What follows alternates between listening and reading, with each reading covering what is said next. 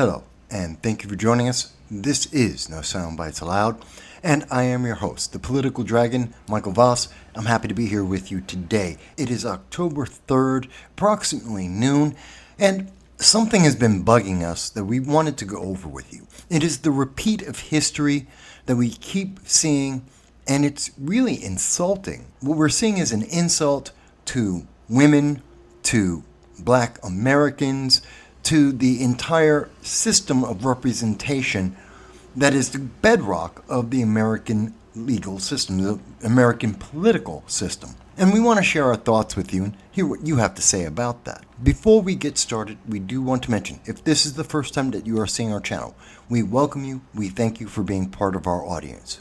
We want you to know we do long-form political commentary, and every Sunday at 2:30 p.m. Eastern Standard Time, we go online to speak to you around the world, to hear your voices about the issues that are affecting us all. Because the First Amendment isn't just an American right, it is a right of everyone.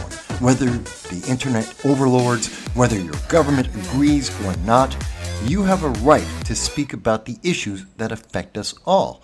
And we want to hear your voice every Sunday at 2:30 p.m. Eastern Standard Time. We hope you will join us this Sunday as well. There's a saying that I think we've all heard in one form or another.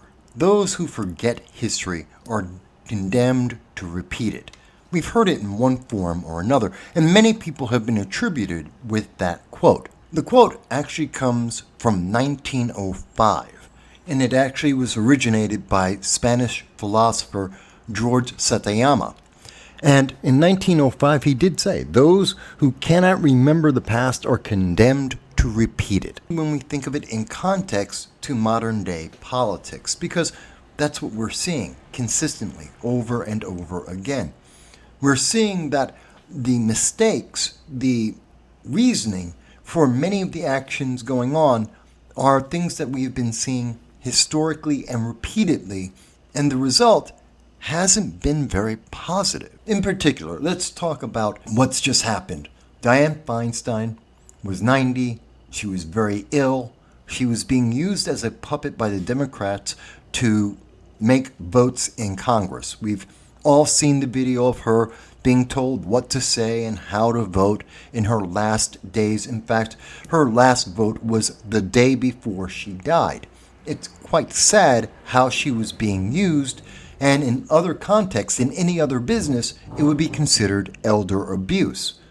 But in politics, it seemed to be perfectly fine for the Democratic Party. Long before we got to this point in 2023, if we remember back in 2021, the groundwork was being laid. It was in fact then that Gavin Newsom, the governor of California, under threat of being recalled and being removed from office, he went on to MSNBC on the Joy Reid program, and he made a promise. The next senator for California, if he were to appoint someone, would be a Black woman. Now, it's very interesting to hear that and remember what was going on in 2021. It was about the same time that we were hearing from the Biden-Harris administration that the next Supreme Court justice would, of course, be a Black woman. It was just before Justice Breyer decided that he was going to step down as well, also connected to an election. We'll get to that in 1 second. So we had this pattern that we were getting told by significant elected officials that they were going to pick appointments, they were going to pick individuals based on the color of their skin, their gender, and sexual preference. That doesn't seem like it's a really good system. In fact, historically, when we have seen world leaders and when they have gone out and they've picked people specifically because of their immutable inherent traits, their gender, their skin color, we've tended to always say, well, that's not only racist, it's biased, it's prejudiced, and it's also usually the bad choice, because that individual isn't chosen to be the best person, they're just the one who fills the check boxes. And almost always we see these transitions, these individuals being picked, or at least being announced, whenever an election is on the line. Like in 2021 for Gavin Newsom, on threat of being removed from California, well, he had to assure Democrats in California, the progressives in California, that as long as he stayed in office, they would get more of their diversity, equity, and inclusion agenda. That's not to say that anyone who would be picked wouldn't necessarily be qualified.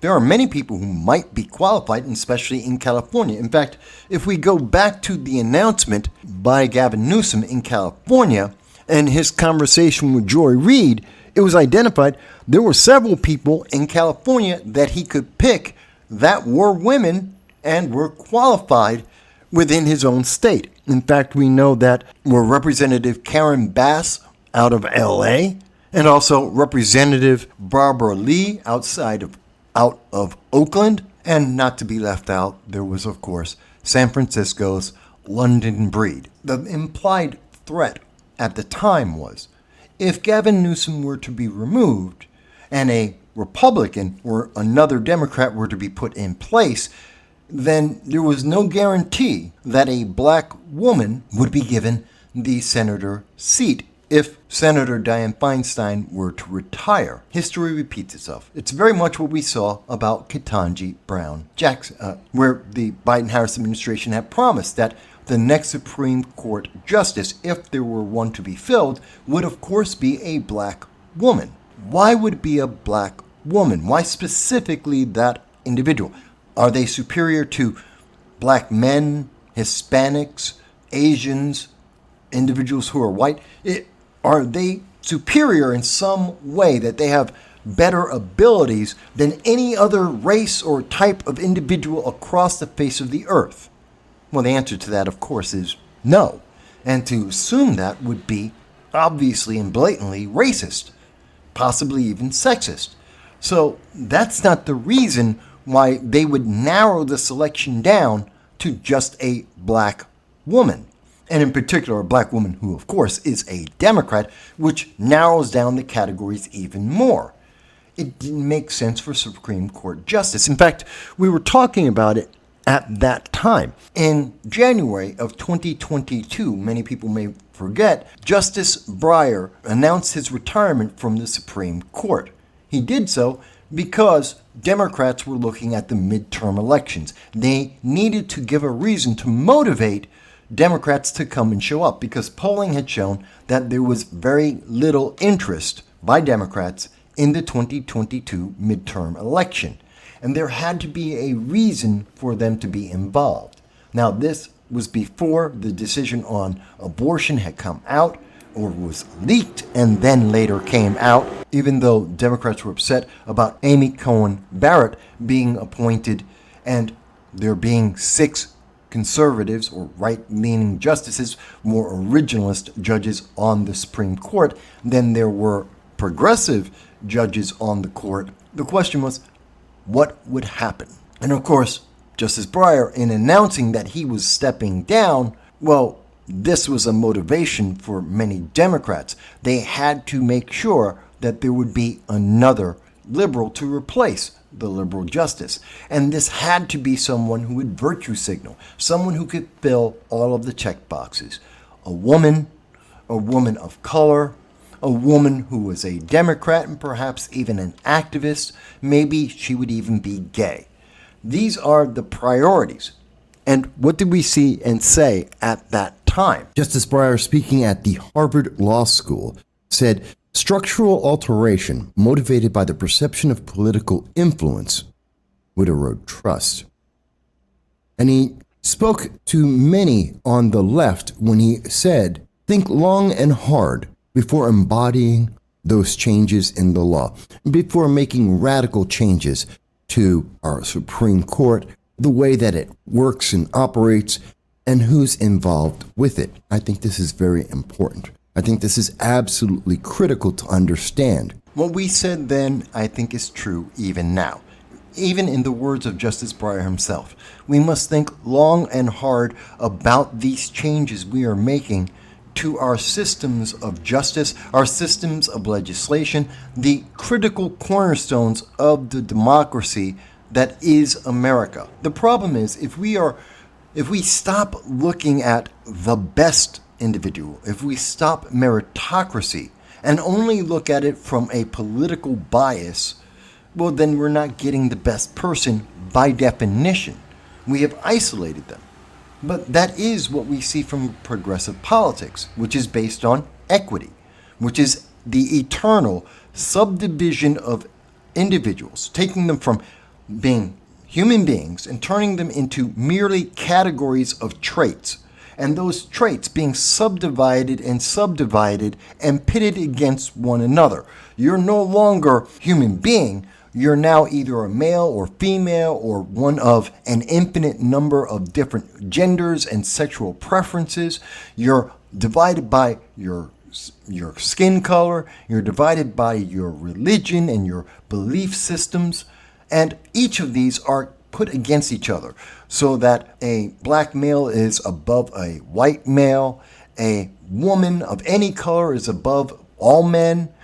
And women of color are above them, and transgender is above all of them, and so on and so on. The system never ends. Whether it's about body positivity or anything else, there is always yet another category, and within that category, subdivisions that are all vying for being the most important, to get the most benefits from government, for merely being these immutable facts, or these inherent characteristics of human beings, but they're no longer people.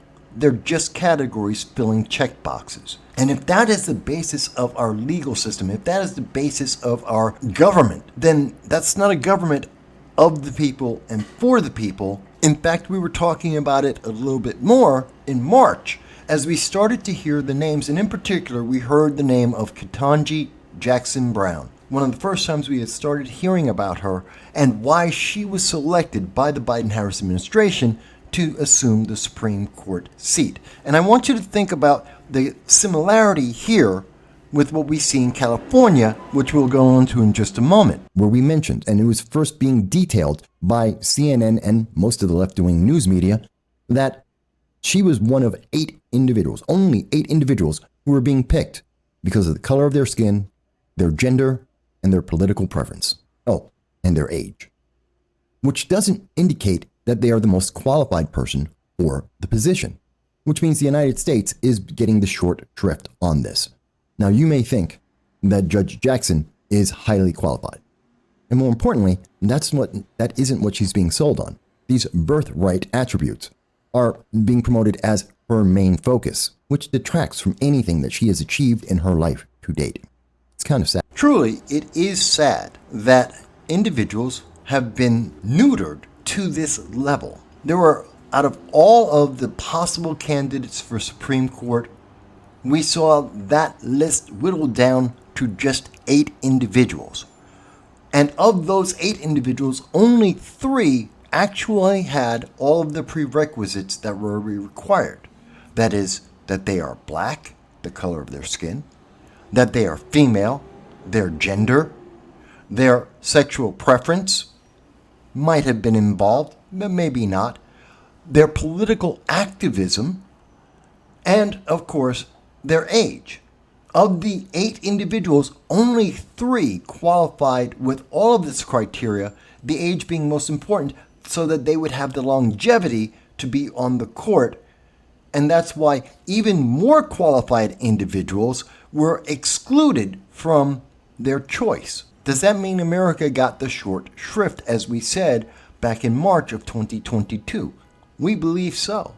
Ketanji Jackson Brown isn't the best choice for Supreme Court justice. She never was meant to be the best choice. She's just the best diversity hire, because anyone who spoke against her, well, they were obviously evil, they were racist, they were un-American, and therefore they had to be kept out of office. Otherwise, America would become evil and un-American and racist. Does this have anything to do with reality? Absolutely not. Does this have anything to do with meritocracy? Absolutely not. Again, even within the choices of black women who are Democrats and politically active, there were still better choices, more qualified individuals with far more experience than Ketanji Jackson Brown. They just happened to be older. One of the reasons why they had more experience. And instead, we got Ketanji Jackson Brown, a woman who had been on the federal circuit for 9 months, and within that time had several of her decisions overturned by higher courts. Why?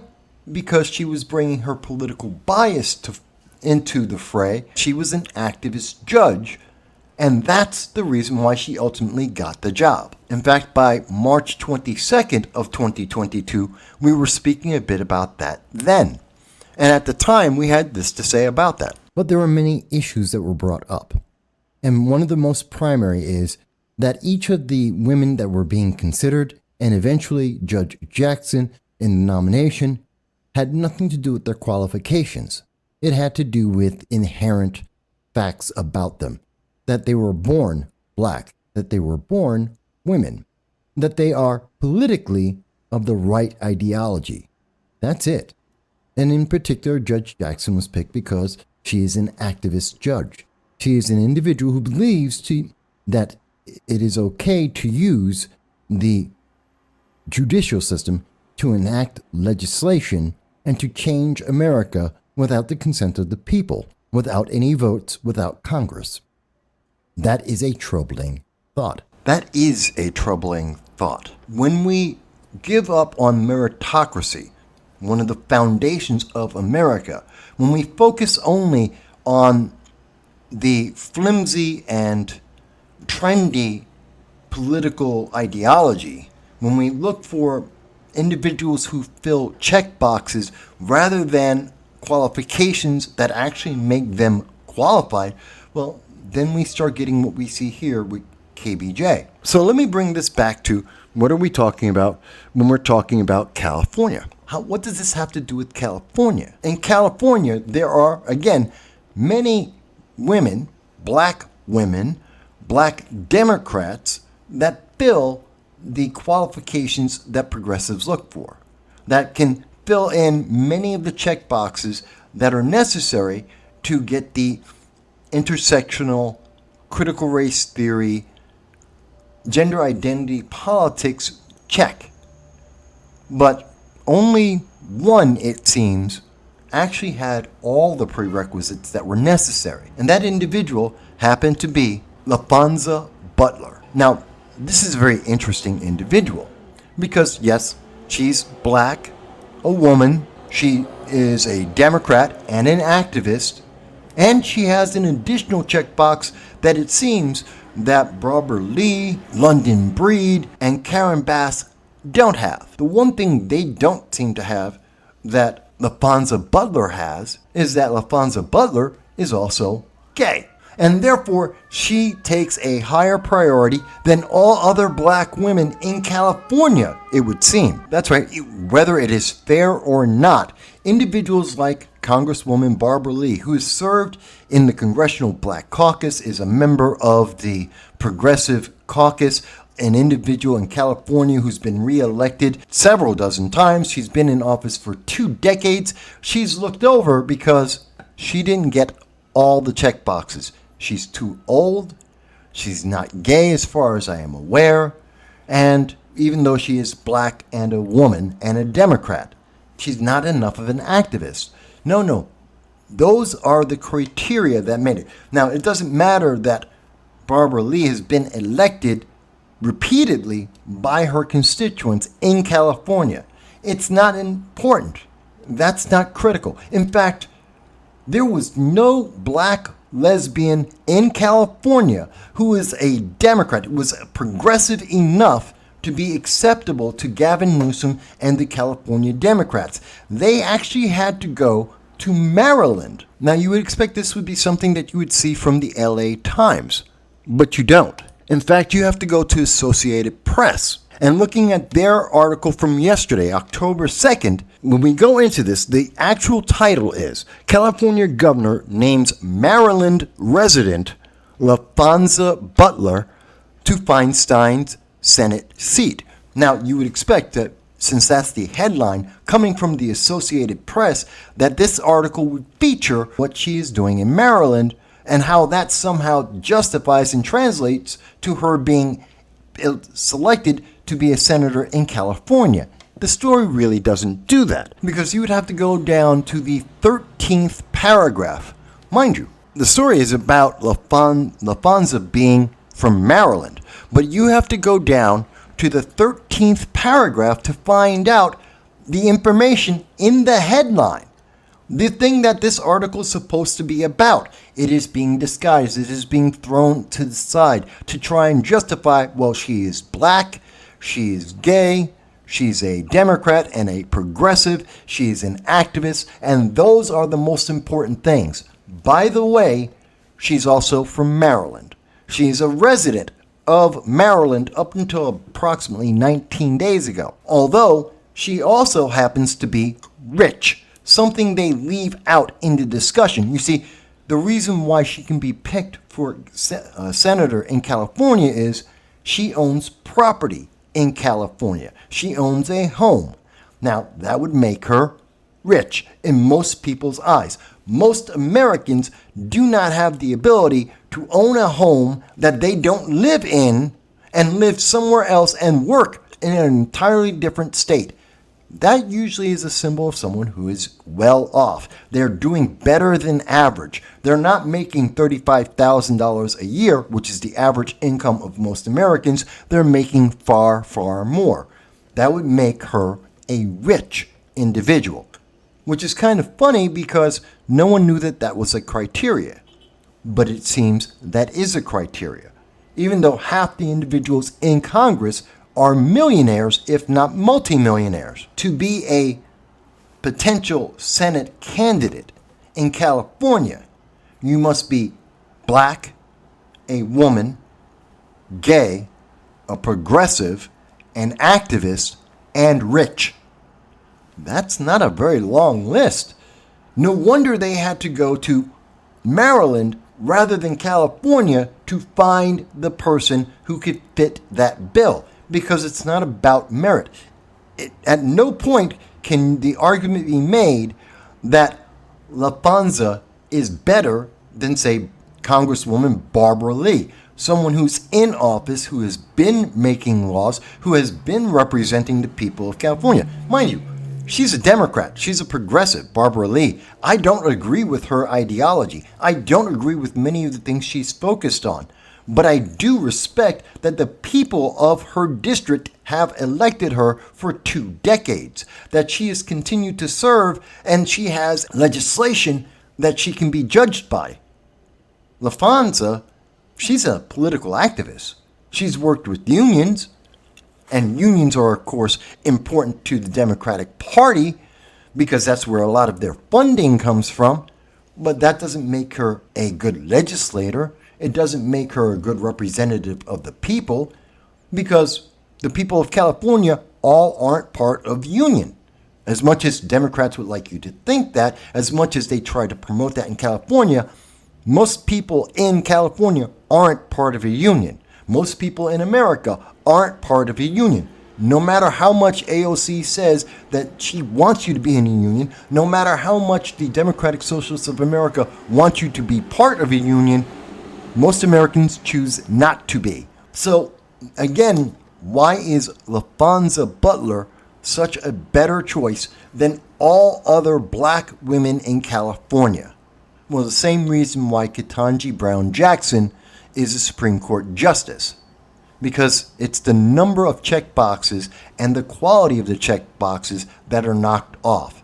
It's not just being black and a woman and a progressive and an activist, but also the age and being gay. Now, there is a question that comes up at this point. Gavin Newsom did this, and we know, and many people have seen behind the scenes, Gavin Newsom is trying to arrange himself, to set himself up to be a potential candidate in 2024 if, for whatever reason, Joe Biden were not to run, maybe because of mental deficiency. Either to run as president or to run alongside Kamala Harris, who would take over for Joe Biden and would be leading the ticket. And so showing strong support for black women would make him a more valid choice than, say, an RFK or a Marianne Williamson, the only other real voices in the Democratic Party, and neither of those are seen as being strong enough or serious enough to challenge Joe Biden or, at this moment, Kamala Harris. But the question at the moment is, will LaFonza Butler even run? She's looking at 15 months in being in the Senate, which is a long time. And the 2024 election is quickly approaching. But there are 16 Democrats that are running for the seat for Dianne Feinstein, and that was before she died. That includes Adam Schiff, who is a current congressman and is well loved by many of the progressives out there for his multiple attempts to smear Donald Trump. You may recall the Russia collusion lie that he went on national TV with Rachel Maddow on almost a nightly basis for 3 years, promising the American people that he had evidence of Russia collusion between Donald Trump and the country Russia and Putin that would invalidate Donald Trump being president. That evidence was never presented to the American people. That evidence was never found by the 4 different investigations into the Russia collusion. All that was found was that Democrats were actually the source of the rumor and many of the problems in the 2016 election. So much for that. But Adam Schiff is one of the leading candidates in that race for the Senate. In fact, in the most recent polling before Dianne Feinstein's death, back on September 7th, we can see that polling had shown 20% of those polled actually wanted to see Adam Schiff as the replacement for Dianne Feinstein, with Representative Katie Porter, Representative Barbara Lee far behind. Now, again, it's interesting to note that Barbara Lee, the woman that many of the Black Caucus wanted to replace Dianne Feinstein, is in third place, tied with 7% out of 16 candidates. None of these candidates actually poll above 20%. The people of California don't really want any of these candidates. They have no interest in any of these individuals, if we are being honest. One of the key things that was found in that poll just 1 month ago was that if Dianne Feinstein had to be replaced, the people of California wanted whoever was appointed in her position to actually continue, but that's not necessarily what we're getting. So let's take the voters by their word. All of the options they have been given so far are unsatisfactory, whether that's Barbara Lee, Katie Porter, Adam Schiff, they don't make the muster. Progressives who are activists, that are racist and sexist in their ideology and some of their language, are not the individual they want to choose. So instead of getting a Californian, someone who is already in office, already has a history, no, what they got is someone from Maryland, a Maryland union activist that's gay and happens to be black and a woman. I don't know that they've won anything here. Now, I'm sure Democrats have done the math. Gavin Newsom has looked at this from every direction he possibly can and said, you know what? This works. I've lived up to my promise. I am giving the people exactly what I promised to give them. A progressive that is black, a woman, and as a bonus is gay. Mind you, he never said she's qualified. He never said she would represent the people. He didn't mention that she's rich, that she has no connection to the people of California, not only because of her wealth, not only because of her political connections, but also because she doesn't live in California. So she has no real connection at this time to the people of California. This is history repeating itself. It is Ketanji Brown Jackson all over again. This is modern politics from a progressive viewpoint. This is their ideology, their window. Meritocracy, earning it, being the very best that you could be, the very best choice, the best qualifications are meaningless. They have told millions of women, millions of black women, you aren't good enough. It's almost impossible. But isn't that the point? This isn't about serving the people. It's not about being part of the people. It's about approving and pushing forward a political agenda and ideology that virtually none can ever attain. This is about elitism. And that is sexist and racist, and it is detrimental to America. I go back to the words of George Santayana from 1905. I go back to the words of former Supreme Court Justice Breyer, and I say to you, we must beware what we are doing. We must remember the past, and we must consider that as we go forward, because these changes are fundamental. We are breaking our foundations. If America is no longer about meritocracy, it is merely about check boxes and political power, then we're no longer free. And America is no longer the beacon of freedom, but this is what we think. We would like to hear what you think about this. How do you feel about the replacement of Dianne Feinstein? Is it more important to have someone who is an activist that can fill all of the current fads, or is it better to have someone who is meritocratic, someone who has earned the position and is the best choice by the people? How do you think this is going to affect the 2024 election? Is that going to make people more likely to vote for Democrats or less likely? We look forward to hearing what you have to say, not only today in the comments, but also every Sunday at 2:30 p.m. Eastern Standard Time. We hope to see you then. This is No Soundbites Allowed, and I am your host, Michael Voss, Dragon of the Southern Tier. I'm happy to be here with you today. Eric Holder, the Attorney General of the United States, admitted he has not read the Arizona immigration law. I know it is a difficult task to stand up in front of our peers and say to Congress and say that Congress has failed to listen to voters. You here at CPAC said yes to President Donald Trump in 2016, and I know you're going to say yes to. She was very aware that she had the flag in her hands and that the flag was dragging on the ground. That is a intentional action. She knows what she is doing. She then drops the flag. Understand the logic, and we see this in social media on a regular basis, and it's something that Newsweek decided not to tell you about. Representative Sheila Jackson Lee, a representative in Congress who is writing laws to deny American citizens their rights, has no idea what she's talking about. And they are against the vaccine mandate.